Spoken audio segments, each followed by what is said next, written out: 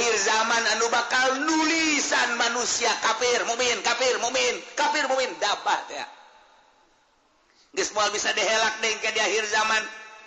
mimiti lafaz Al-Qur'anul Karim bakal ditayakeun ku Gusti Allah urang muka Quran kaget Quran ka mana hurufna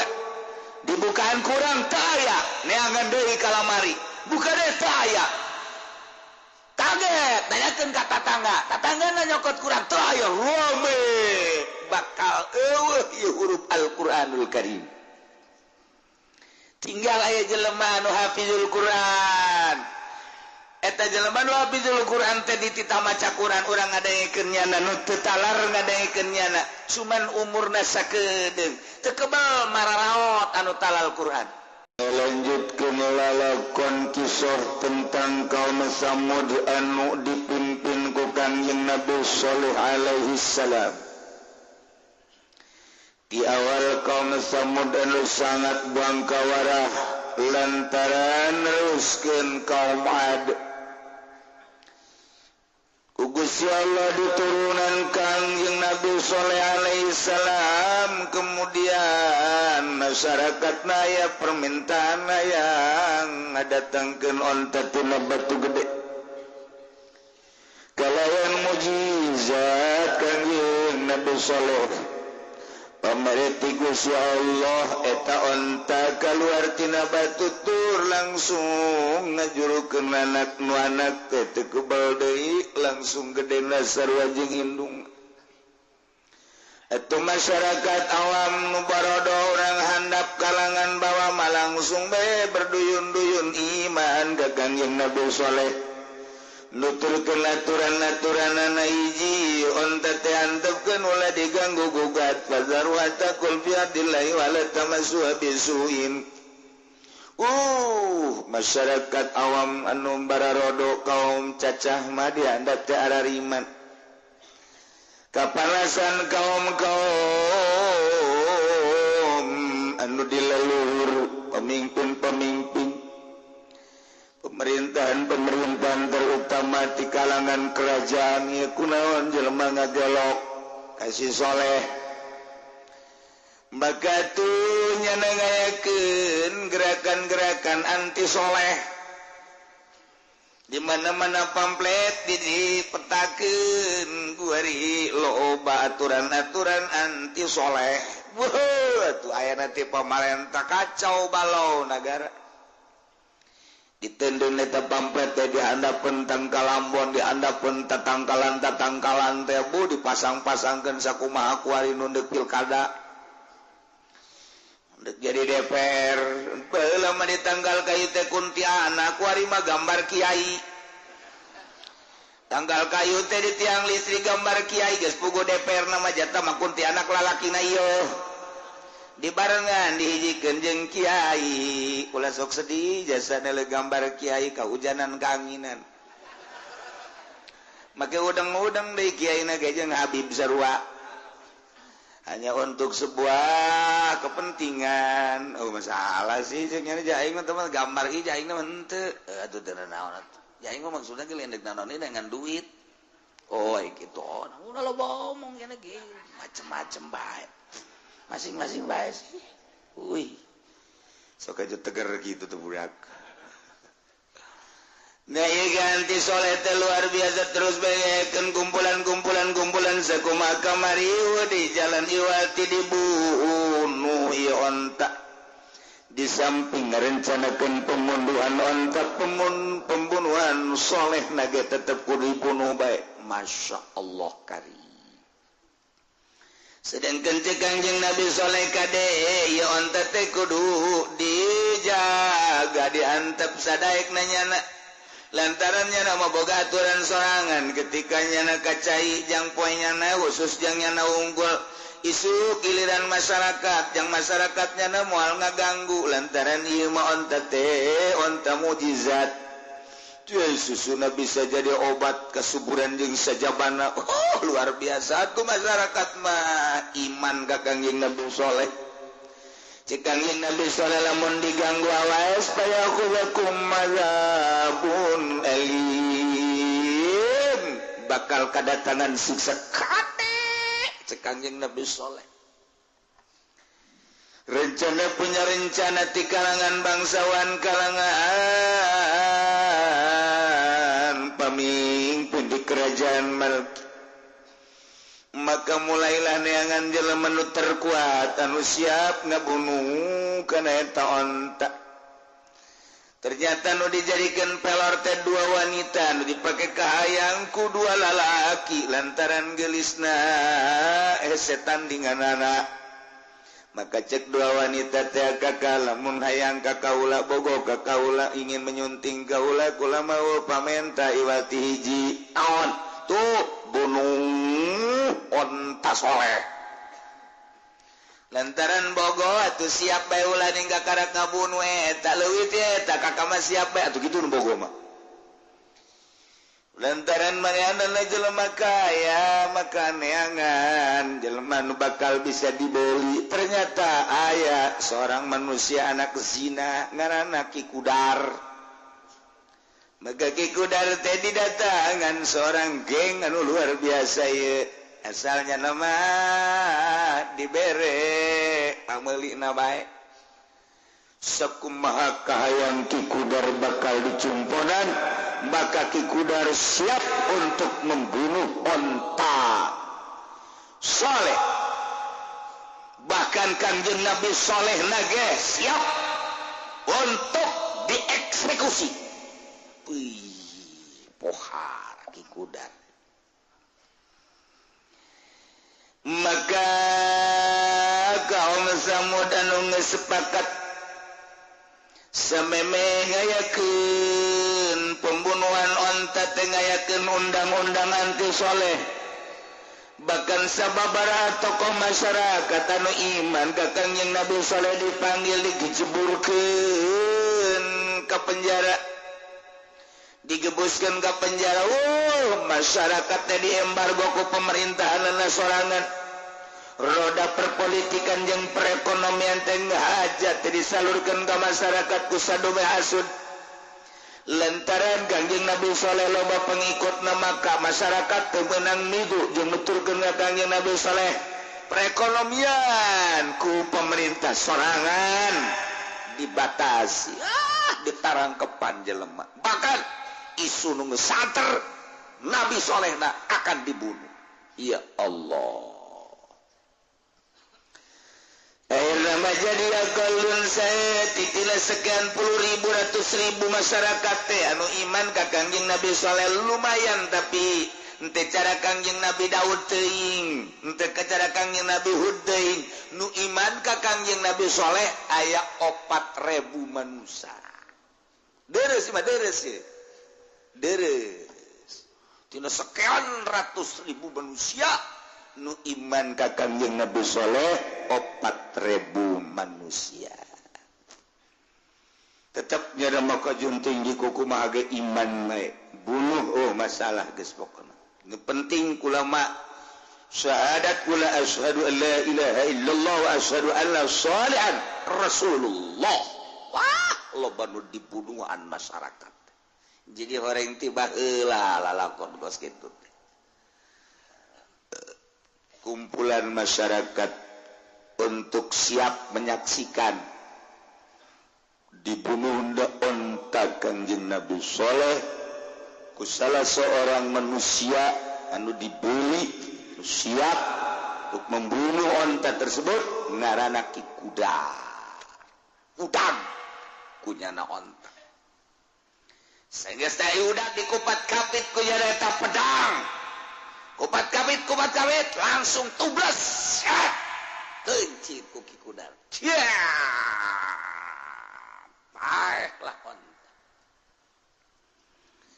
Anaknya dikejar. Tetapi anaknya dikejar lompat ka mana lompat ka gunung. Begitu lompat ka gunung, lompat ka batu nu pertama teh. Batu nu pertama muka nyana asup ka jero. Sanggeus asup ka jero nutup deh. Asup ka jero eta. Anak onta teh asup ka batu nu pertama ngaluarkeun onta. Iyalah nu bakal kaluar hewan ti batu eta di akhir zaman anu bakal nulisan manusia kafir mukmin dabah teh geus moal bisa dihelak deui ke di akhir zaman mimiti lafaz Al-Qur'anul Karim bakal ditayakeun ku Gusti Allah urang muka Quran kaget Quran ka mana hurufna dibukaan kurang teu aya neangan deui ka lamari buka deui teu aya kaget nanyakeun ka tatangga nyokot kurang teu aya rome bakal eueuh ieu huruf Al-Qur'anul Karim tinggal aya jelema anu hafizul Quran eta jelema anu hafizul Quran teh ditita maca Quran urang ngadaengkeun nyana nu teu talar ngadaengkeun nyana cuman umurna sakedeung teu kebal mararaot anu talal Quran tinggal paling nu talar kulhu kayak gitu tah nu talar bangsa kula tu birbil falak binas anu bangsa lam yakunil teu katalar teh hese pabeulit Iqra lam yakunil hese eta mah pabeulit biasa sanajan ini tuh watini ge pabeulit watini wa zaituni wa turi sinina wa hadzal baladil amin laqad khalaqnal insana fi ahsani taqwim summa radadna wasbana illal ladzina amanu wa shalihati wa tawassaw bil haqqi wa tawassaw bis sabr ngacak teh budak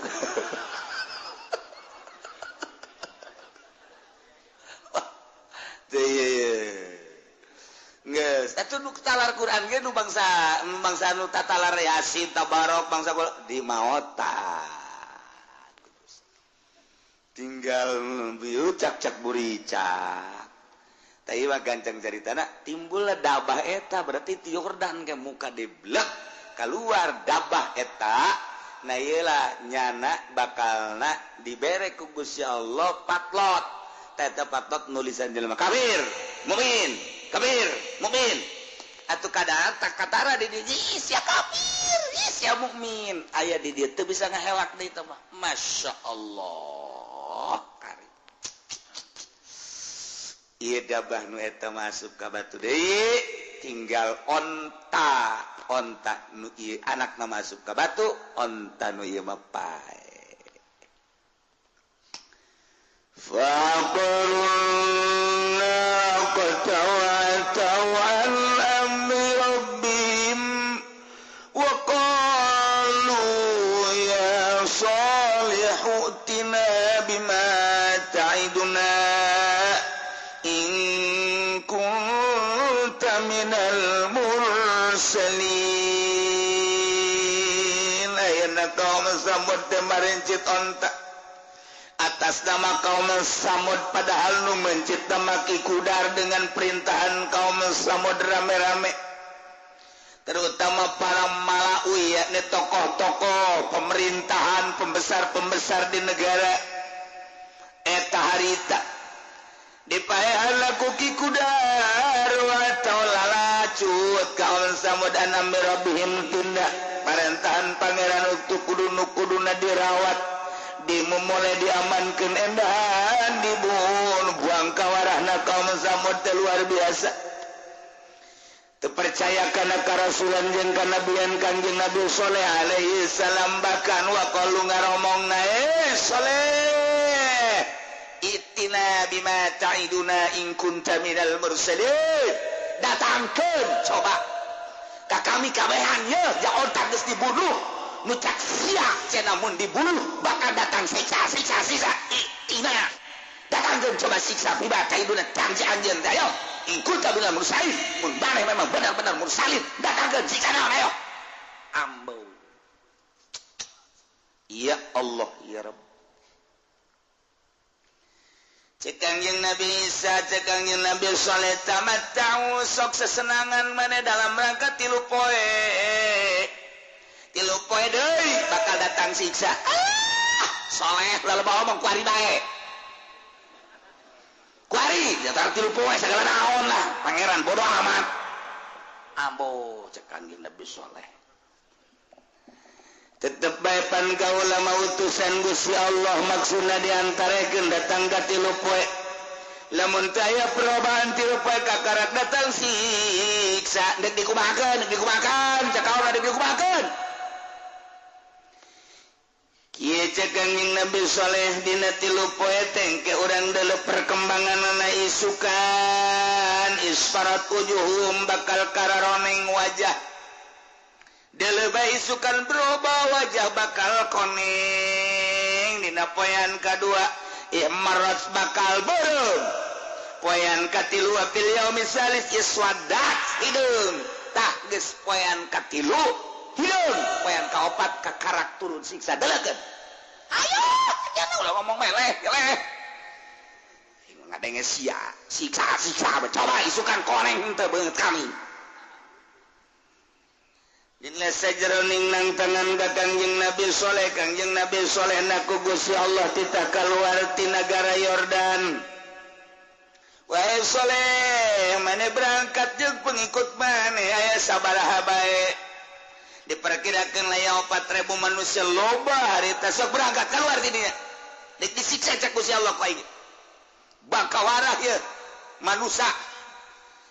Kamana abdi kudu berangkat Gusti?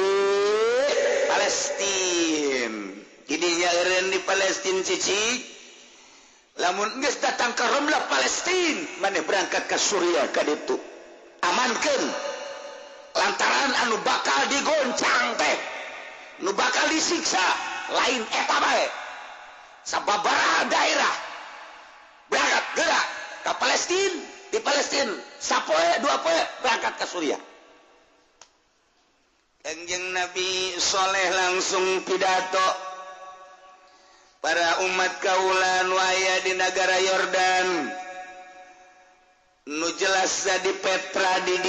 jeung di ditu di Madain Arab. Kaula hanya memberikan informasi bahwa siksa tilu poe kaharep bakal datang, maka kaula dek ngajak kanu iman ka kaula instruksi ti Gusti Allah urang teh kudu berangkat ka Palestina. Siap-siap kuari kere. Wah, jelema nu iman bebeh nuturkeun Kangjeng Nabi Saleh. Yordan, Palestina, deket jasa. Urang lamun ningali ieu Yordan, ieu Mesir, ieu Palestina. Di dieu teh tah aya kobah. Tilu nagara urang kadeuleu bisa. Urang aya di tungtung Yordan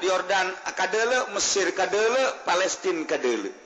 Lampu-lampuna katingali. Ieu Kangjeng Nabi Saleh kita berangkat tadi dinya set ka dieu nyebrang ka Palestina daratan teu lautan. Daratan berangkat kabeh. Masyarakat Yordan leh di kamanana leh? Ngungsi emang aya naon? Bakal disiksa. Iraha 4 poe kaharep isuk bakal koneng banget. Isuk kadua beureum, katilu hideung. Osok macem-macem meleh tiba heula ge jana teh karar itu. Atuh beureum aja teh berjamaah. Kabehan ieu mah bakal babe mah deuk disiksa. Leh sok lalamunan teh sok hantem-hanteman amat leh. Teh kami mah berserta anu iman ka kaula jeung ka Gusti Allah kami neuk berangkat. Ai sabodo atuh deuk berangkat mah kami nadaan di dieu siksa yang nyaho coba. Tapi lamun kami teu disiksa, wah sial dibunuh we gimana bae ayana. Kami geus mempersiapkeun manusia-manusia anu bakal ngabunuh maneh. Ayo berangkat Kangjeng Nabi Saleh ka Palestina. Lempang didinya ke Palestina teh jadi kesanajan deket ke pandari lempang mapan meureun 4.000 manusia anu iman mah lain setik waktu datang ka isukan bener masyarakat pipina beungeut na kararoneng kabeh sini tunjuk beungeut sia koneng sia ge koneng emang aing koneng koneng ngaca tuh itu koneng ieu karoneng kabeh bungut koneng tias kabeh. Ulah-ulah bener ya si Soleh ya. Kos karari mah aja omongan ngeceknya nih cenah poean ka hiji koneng ieu bener ya sana para rias ge. Tapi jangan percayalah orang. Ulah wakalan ulah kepercaya.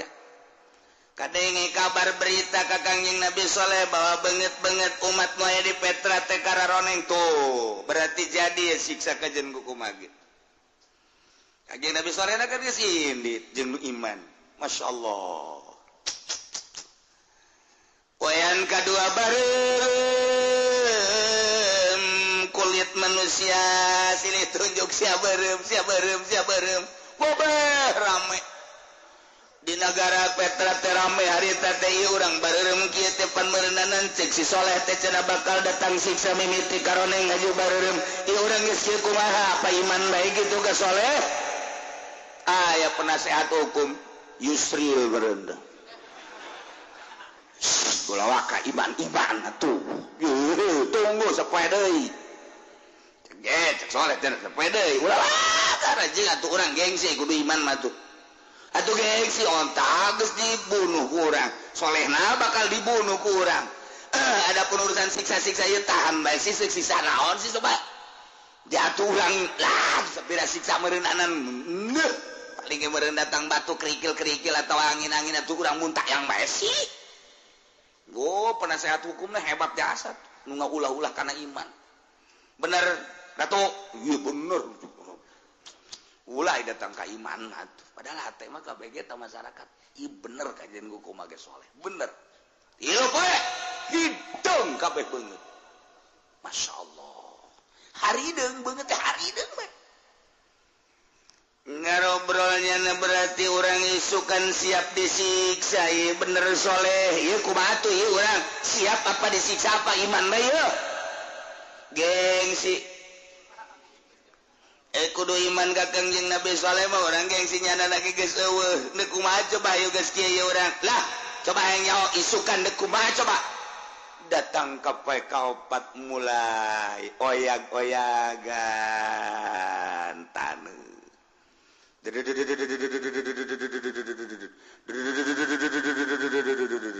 hoi aya lininya bener lini urang ka mana ya tahan lini sakieu ieu di luhur galedeg wow tak gitu jekung bedug da mah ge kos kitu mah kilat sing burinya jegar sing jalegar galedeg sing jalegar bayangkeun ku urang-urang kakarak aya galedeg hiji dur bae geus sakitu poharana budak leutik mah sawan budak gede ge hajuna ke pamajikanna tuh dipegat-pegatkeun tama sawan tadinya pelampiasanana sing burinya jadi di luhur teh kilat jeung galedeg dihandap digoyang-goyang ku Gusti Allah eta bumi teh ya Allah ya Rabbi jelema terus lompatan ka kaler ka kidul kawetan aya nu tabrakan nyana jeung nyana jeger ya manusia tidinya tuh ku Allah digedog-gedog we terus kadeureunkeun ka digedog di luhur kilat jeung galedeg sing jeleger geus beol nu bisa kukumaha tuh terus diputar ku Gusti Allah langsung digudag digedog terus bae digempakeun ku Gusti Allah das galedeg sing jeleger teh kuari mah jelema urip saurang-urang can kabeh ngusruh numantak fa'akhazat umur rajfatu fasbahu fi darihim jasimin maka Allah nyiksa ngeunaan ka kaum Samud terus patu gempa anu dahsyat zilzalatus syadidah lini anu luar biasa orang gempa kakarak 5 hektar 6 hektar 7 8 eta geus kieu kajadianana urang lamun nyaritakeun kamari gempa bumi anu aya di Padang datang ka kuari cenah kajeroanana 3 kilometer eta teh jelema setelah dikeker teh jelema aya di kedalaman 3 meter 30 kilo lamun 3 kilo berarti kan 3.000 meter sabaraha ribu manusia harita nu gempa di Padang urang lamun nyaritakeun berbagai gempa nu laletik mah Garut di ditu gempa Kula di Garut teh tepan eta aya jalan kareta kitu tah ieu kan pegunungan di dieu tah gunung nu belah dieu teh kapan nimpa kareta lantaran gempa kan dirinya dedengkeun di dieu kapan loba manusia emang jelema dirinya mati lok saralat judi malulu Cina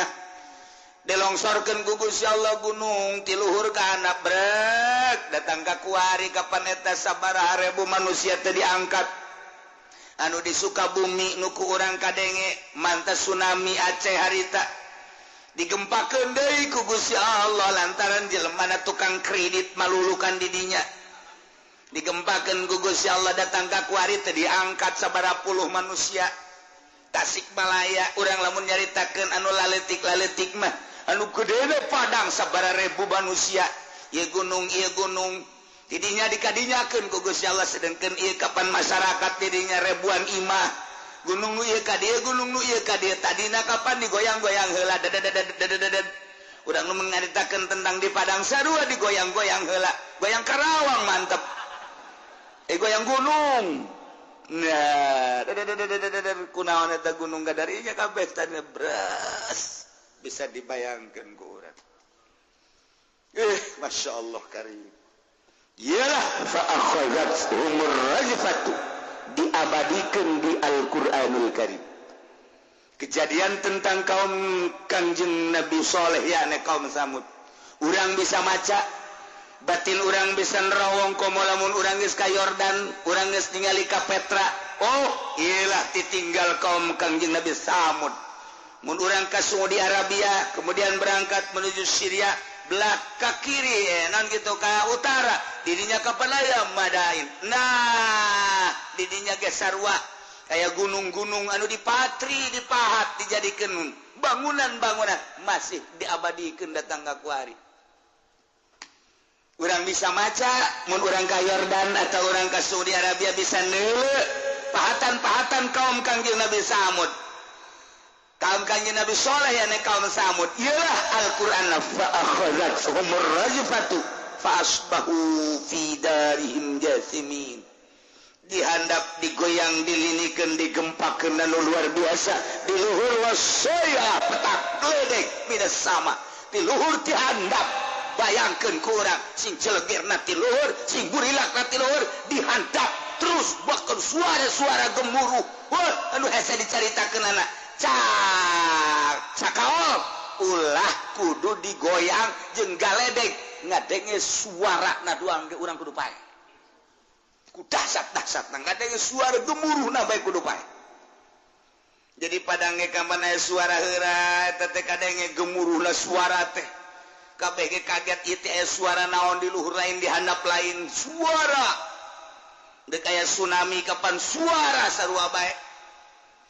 tete suara kos gitu misteri tete suara kos Gunung Galunggung Tasikmalaya waktu kuda di Garut harita tete kapan cak kurang Tasik na aya suara heula guru-guru dugan aya kaget kabehan ge orang Gunung Galunggung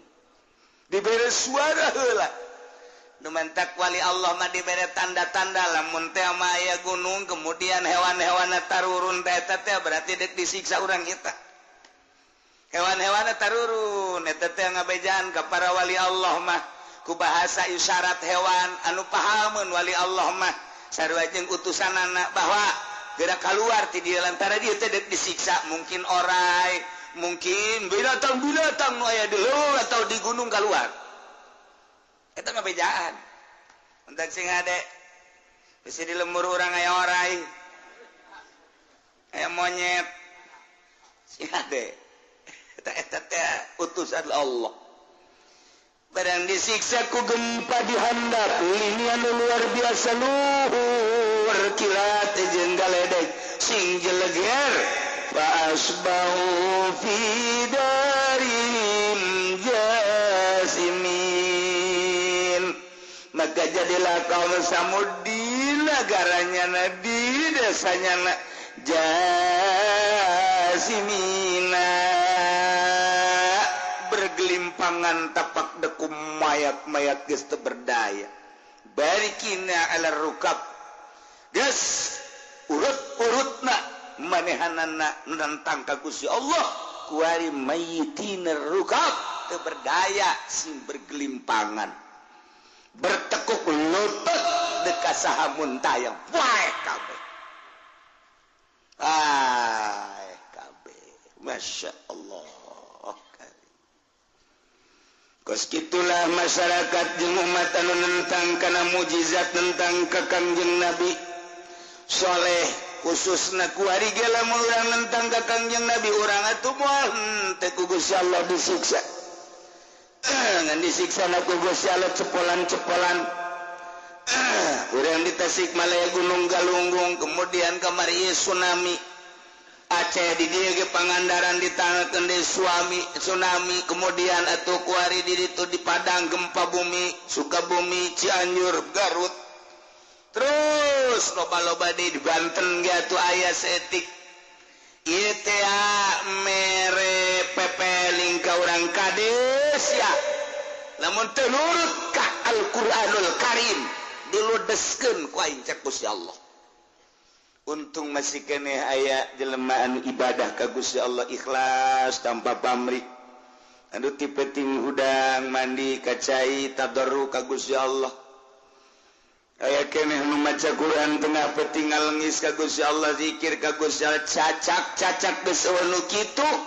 ningali kahirupan kuari masyaallah dedengean urang di berbagai sektor korupsi di berbagai daerah pemalingan di berbagai penjuru pemabokan di berbagai daerah perzinahan ieu kan ngaranna ngundang tsunami ngundang siksa geus teu daek ngadenge ka ucapan kiai teu ngadenge ka Al-Qur'anul Karim di mana bae ku ari mah mabok zina maling korupsi pemalingan nu kamari mah urang ngadenge sakadar maring HP jeung sepeda ningkat ku ari kana motor mending lamun jelema teh dibunuh deui silih bunuh ku ari mah pamalinganana gara-gara dibeulem kemudian ku ari mah nu malingna ge atuh geus dibunuh deui bae aju ku ari ka mobil deus mobil anu jarore mah mobil bagus dipaling keneh bae termasuk angkot ge dipaling bae ku nyana angkot dipaling truk dipaling ieu mah kuari mah jadi pamalingan kabehan urang ada yang nu maling ngeri kuari mah kaluar ti peuting sorangan geus teu wani lantaran berhadapan jeung pamalingan pestol pan kuat ieu jadi nagara naon di urang teh masyaallah karim lamun janda ngomong hei sia kunaon maling bae ulah loba ngomong ya urang mah maling sakieu teu di luhur miliaran oke nya sakjana teh aing mah maling motor ge udak-udak aing nyana ngaling urang teh dikukumahakeun saha si eta coba ngomongkeun si eta saha bejakeun lah kono eta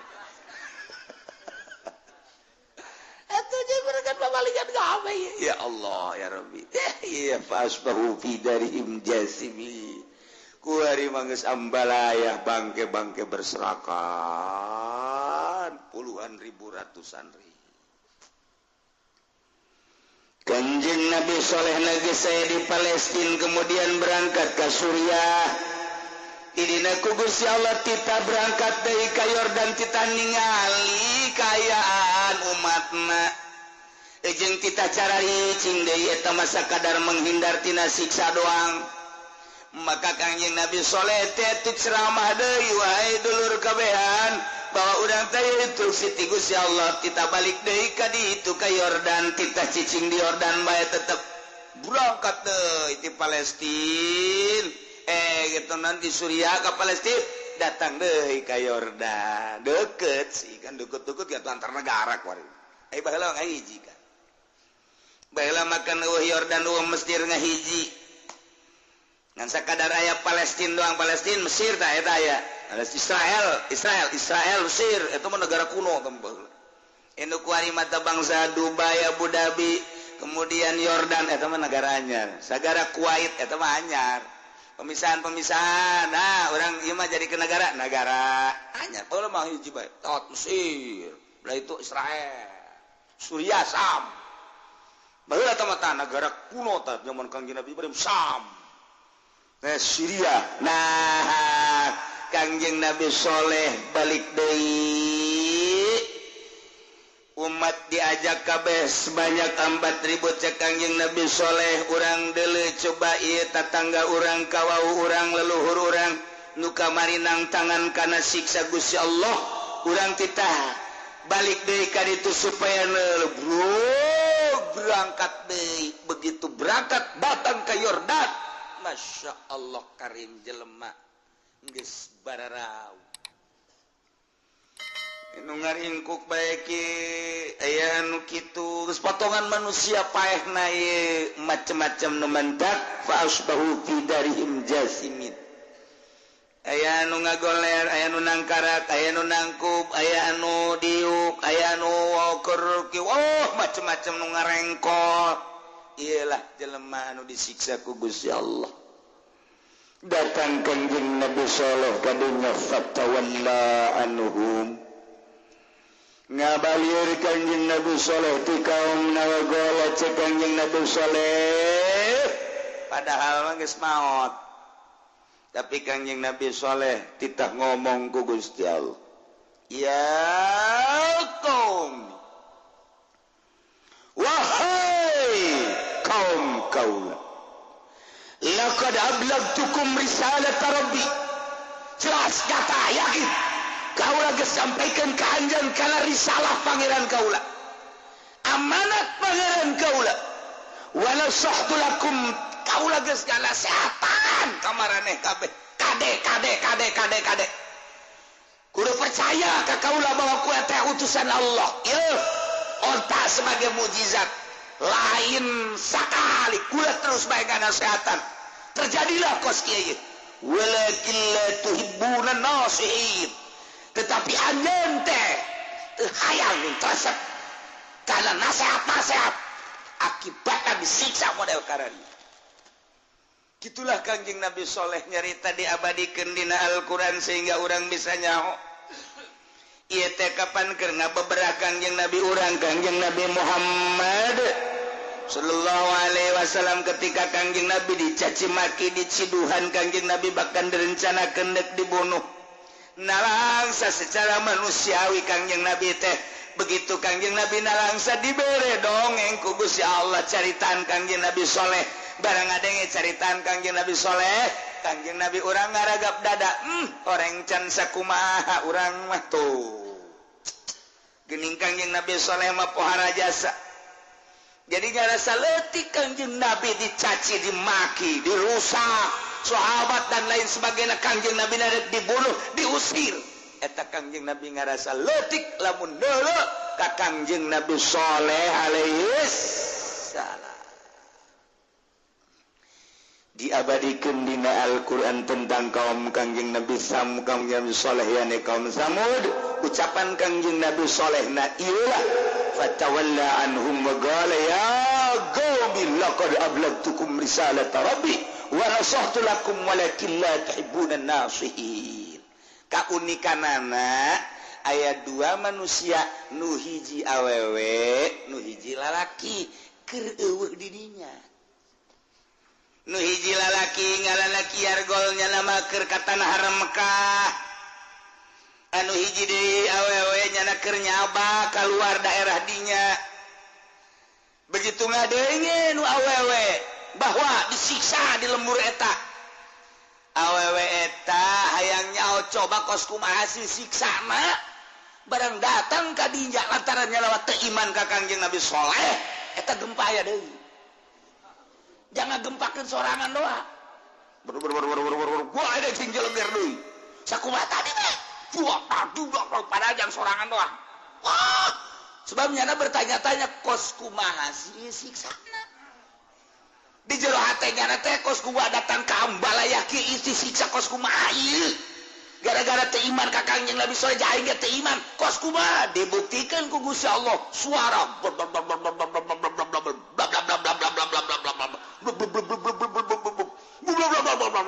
wah si jeleger tubang wah goyang di hana berapa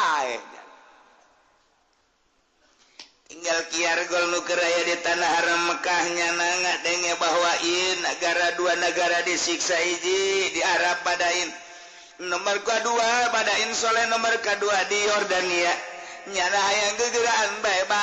tadi itu hayang sarua jeung nu tadi di kos kumaha cenah eta siksana coba aing hayang nyaho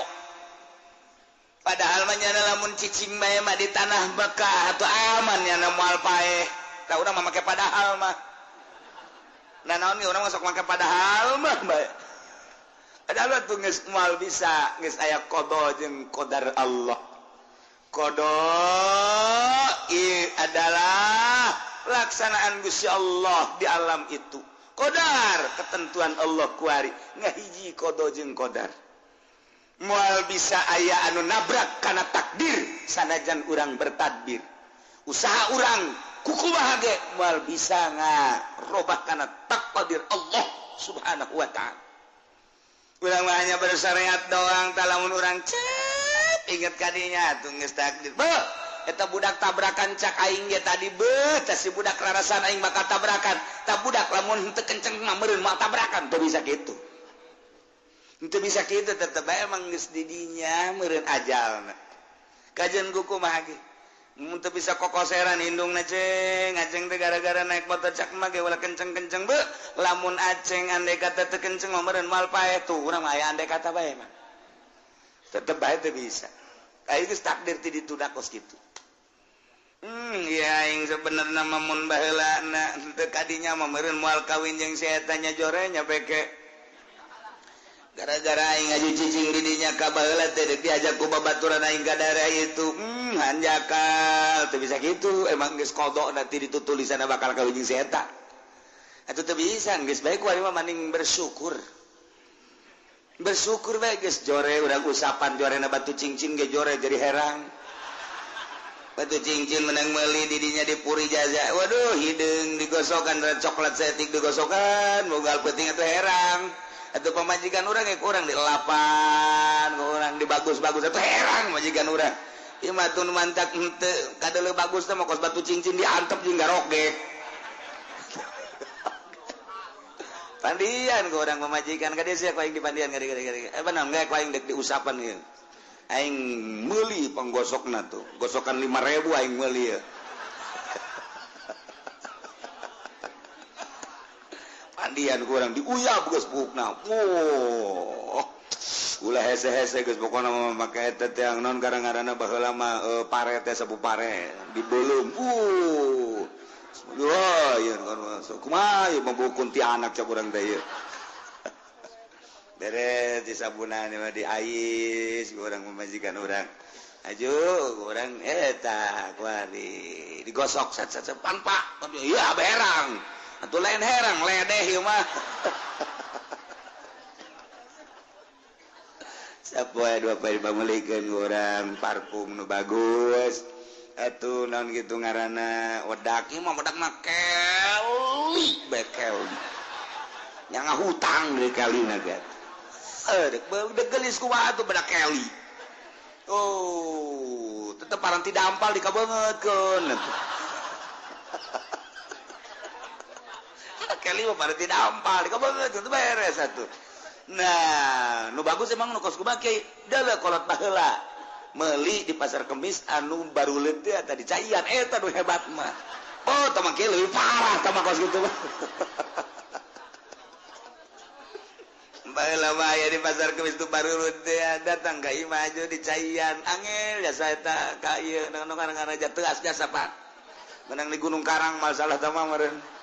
bisa pakai badut cincin eta lamun ku ari mah eta parfum ngaranna terus dipakai sawak-awak mandi aju digosokan daki beunang kabeh eta baheula mah aya kos kitu eta nah jadi sengit awakna beulikeun ku urang baju nu bagus anu rapi melilipan anu hideung-hideungan Masya Allah tuh urang ieu dipandang ku urang jas ieu geus dibagus-bagus ke jajore bae heran ya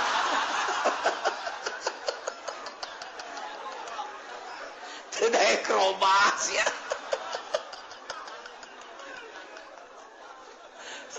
ngan rada deres bae ku rada aya luis ya ieu bae digosokan ge rada aya luis jadi maksudna aing mah mamawasiat teh teu disaha-saha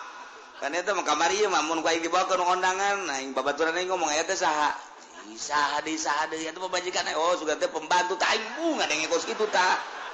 ih saya rada luis bari mah tetep urang nurusan atuh diurus urang sia mah awak ieu kan rada gede ajur rada pendek geus aing meuli kunaon bude jasa ieu jadi berarti kan hampir kos barong lah sia ieu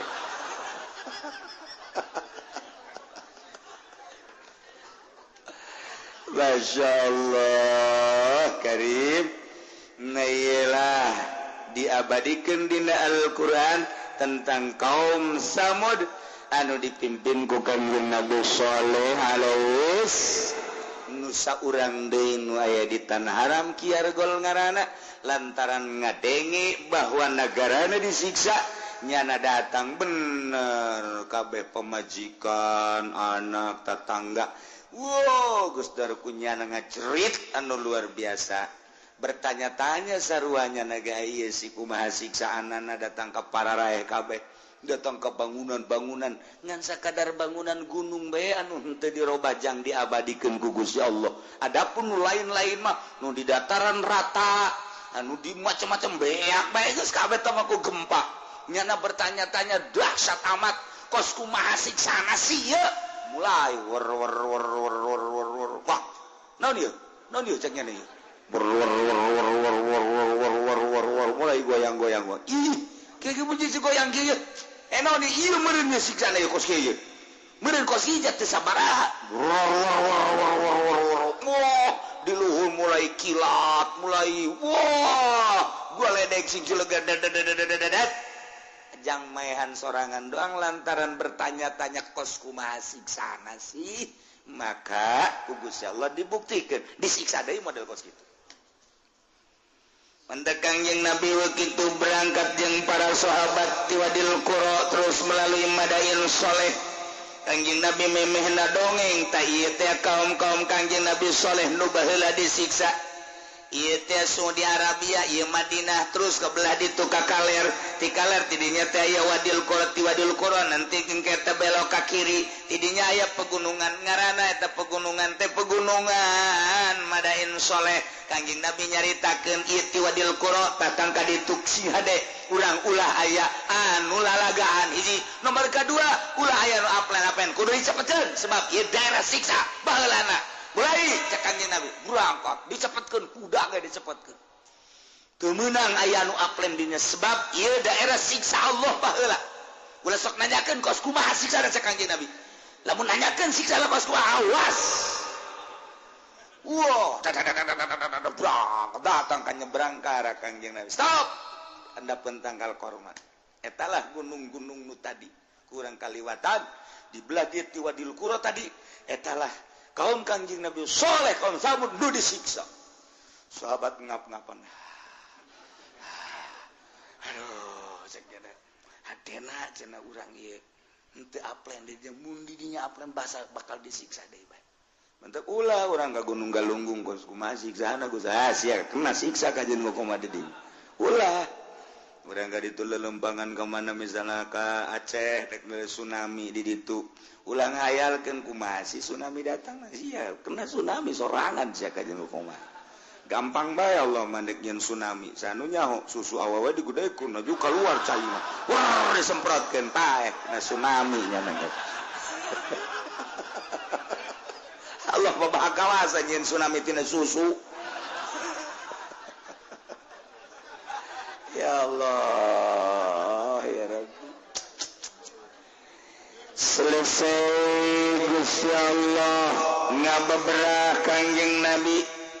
melalui dongeng kaum Samud dipimpin ku Kanjeng Nabi Saleh alaihi salam bakal dilanjut ke masih keneh dongeng Kanjeng Nabi Lut alaihi salam di Yordania di dia Palestina di dia di tengah-tengah antara Yordan jeung Palestina ilah kaum Kanjeng Nabi Lut jadi masih kene Yordan kene ngan jauh ari nu tadi mah Petra kebelah ditu wetan orang bakal nganyahokeun tentang sifat-sifat jeung tingkah kaum Kangjeng Nabi Lut alaihissalam jeung bakal dikumahakeun ke kaum Kangjeng Nabi Lut ke kurang lanjutkeun minggu hareup wallahu a'lam. Bismillahirrahmanirrahim. Qala Ahmadu ngucap sebagai Ahmad bil hambal ghairulan lian Ahmad minal a'immati saking birang-birang imam walam yathbut li bashari hadza lan wara tetap kadeki bashar hadza ikila bashar sohbatu perewangan ma Rasulillah sumertane Kangjeng Rasulullah sallallahu alaihi wasallam li anna Rasulullah kana satune Kangjeng Rasulullah sallallahu alaihi wasallam qad kubudai ketemen dan pupuskeun ya Kangjeng Rasulullah wa basyarun sahurun ala utai ki basyar iku kan cilik golong ngucap ya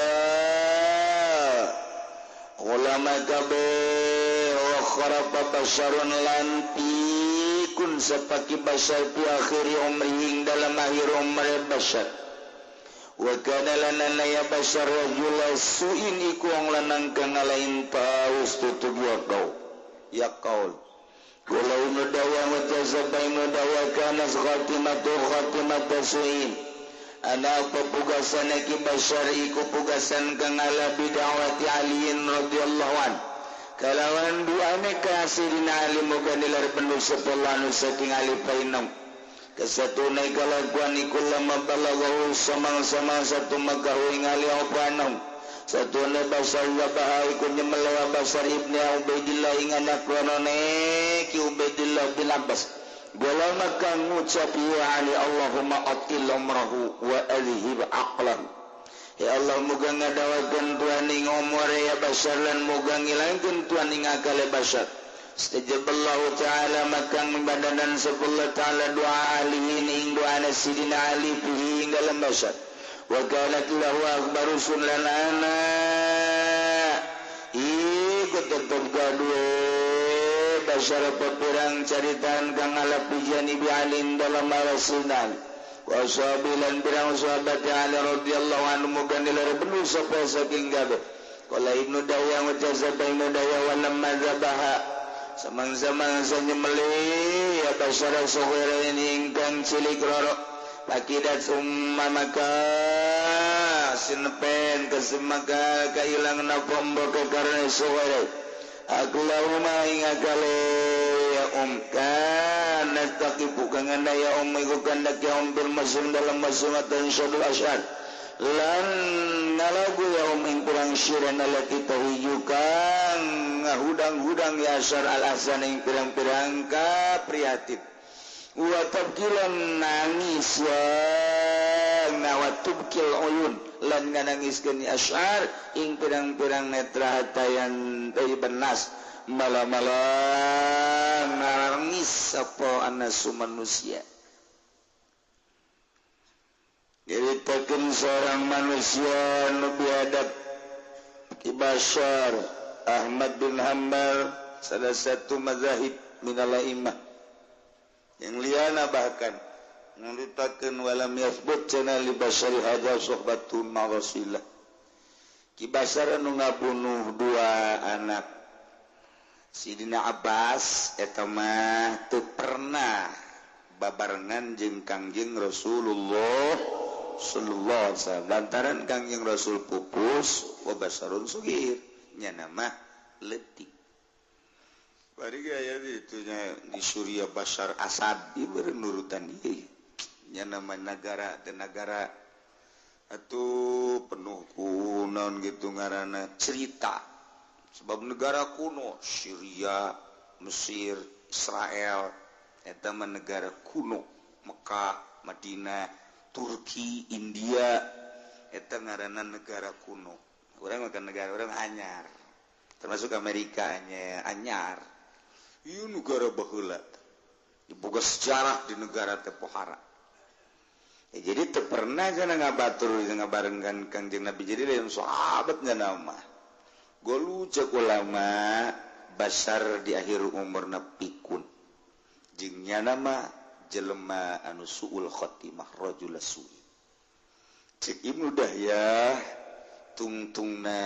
Ki Bashar Asad khatimah su'i dengan doa Sidina Ali radhiyallahu anhu. Begitu Sidina Ali nguping bahwa Bashar teh mencit dua anak Ubaidillah bin Abbas. Abbas paman Kangjeng boga anak Ubaidillah, boga anak dua laletik berarti incu Sidina Abbas. Incu Sidina Abbas sareng incu Kangjeng kan berarti digigir. Nah, begitu Sidina Ali nguping bahwa Bashar mencit dua anak Ubaidillah bin Abbas, langsung Sidina Ali ngadoa, Allahumma atil umrahu wa azhib aqlahu. Ya Allah, muga manjangkeun umur kaki Bashar dina sajroning panjang umur supaya dileulitkeun akalna. Masya Allah, doa Sayyidina Ali fastajaballahu ta'ala du'aan alafi doa alin fi ijabah ku Gusti Allah. Umurna panjang. Nomor kedua edan leungit akal,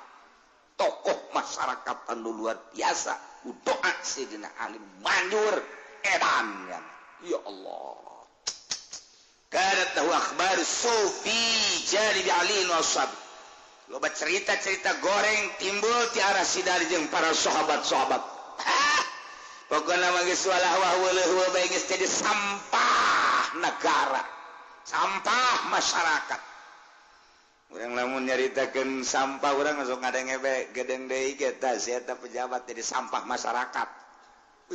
Berarti lamun jadi sampah masyarakat mah nya teh mun di pabrik teh mah naon garang-garangna? Limbah. Berarti engke pejabat-pejabat mun eureun jabatanna limbah. Baru masyarakat ngomong gitu, polisi mal kebal ge sampah masyarakat. Calon limbah. Lamun teu bener, anu bener atuh biasa polisi, nu bener rapi, abri nu bener atuh rapi. Mantan pejabat anu bener-bener ngelolana jeung atuh bener-bener niatana hade. Iya tuh bagus. Ngan di masyarakat osok aya bebas saking beureun kan teu bagus. Deweukeun mal kebal ge jadi sampah masyarakat. Asana kurang pati teleb mun ngadenge masyarakat limbah masyarakat. Sebeuh urang ngadengenakeun kitu. Sebab urang usum limbah. Cek Ibnu Dahyah barang eta Ki Dahyah mencit dua anak Ubaidillah tidinya indungna langsung sok. Akidat umuhuma aklahuma sok. Kana takifu fil musimnya nasok nangtung di musim haji. Suku sokna eta sok. Jadi mencerak orang masuk eta artina make tumun budak mah kaget teh ngaran sawan. Sawan sebenarnya mun budak sawan mun kolot sok. Eta lamun belah ditueun sok ngaranna edan. Itu sotrais. Tah ieu sarua ieu sok kana ieu. Jadi unggal musim haji indungna nyana ngalaguna anu mantak ngahudangkeun kana kaprihatinan anu bakal nimbulkeun ceuri kana mata sehingga manusia nu ngadenge ngalngis mana nyanyianana ke minggu hari. Waruya wallahu a'lam bissawab.